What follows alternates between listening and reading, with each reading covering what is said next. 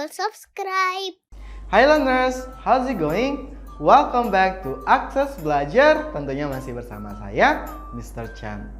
Nah, teman-teman di rumah, ada tahu nggak apa itu yang disebut dengan conjunction?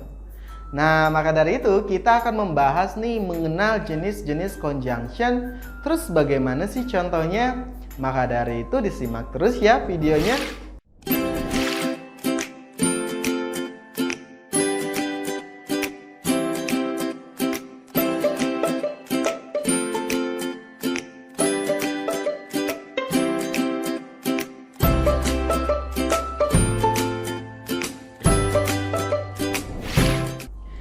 Conjunction adalah salah satu kelas kata bahasa Inggris yang kehadirannya sangat diperlukan dalam sebuah kalimat, khususnya dalam kalimat kompleks.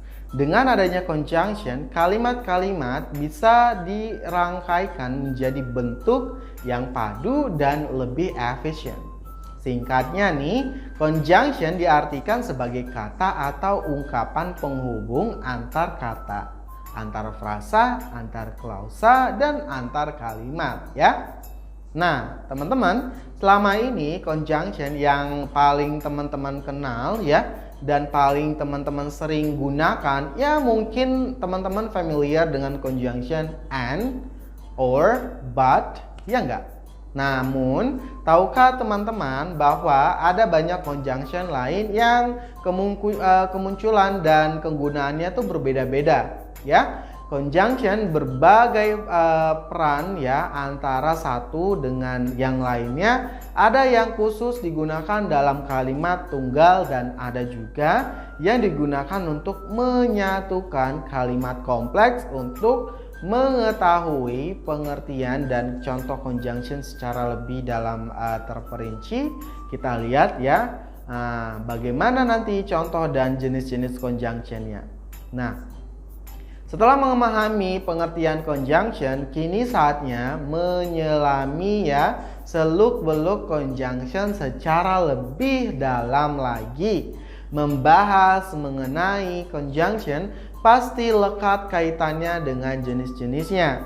Bahasa Inggris mengenal 3 jenis conjunction ya, yaitu ada coordinating conjunction, correlative conjunction, dan yang terakhir nomor 3 ada disebut dengan subordinating conjunction. Nah, masing-masing dari ketiganya mengambil peran yang berbeda-beda dalam kalimat. Yuk pahami satu persatu cara lebih lanjut apa yang tadi 3 jenis conjunction itu. Nah, yang pertama nih teman-teman ada disebut dengan coordinating conjunction. So, coordinating conjunction adalah kata penghubung yang digunakan untuk menghubungkan kalimat satu dengan kalimat yang lainnya secara sederajat atau kalimatnya yang setara. Ya, anggota dari conjunction ini biasanya sering disingkat dengan istilah fun boys. Nah, teman-teman tahu nggak apa itu fun boys? Fun boys itu asalnya yaitu F itu for, E itu and, N itu nor, B-nya itu but, O-nya itu or, Y-nya itu yet, atau yang terakhir S-nya itu adalah so. Kita lihat nih contohnya. Yang mana nih conjunctionnya? Contohnya, Jessie knows music very well, but. Nah, itu conjunctionnya. She can sing, yang artinya si Jessie ini tuh sangat mengetahui musik, tapi tidak bisa bernyanyi ya. Contoh yang kedua, Mita and Lucy will prepare for tonight's event. Conjunctionnya ada and tadi. Si Mita dan si Lucy akan menyiapkan acara untuk malam ini. Oke, itulah yang disebut dengan conjunction yang pertama. Yang kedua, conjunctionnya adalah correlative conjunction.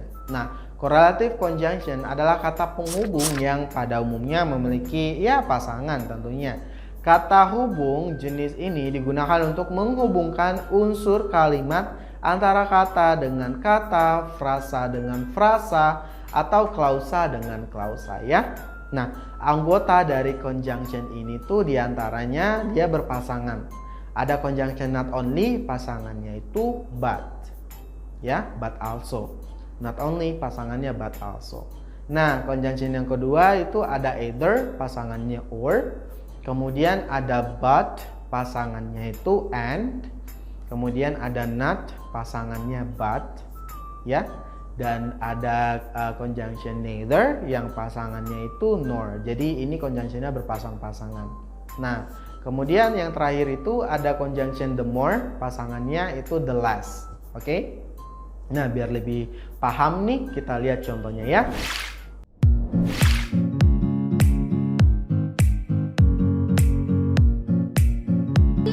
Good job, Akari 621.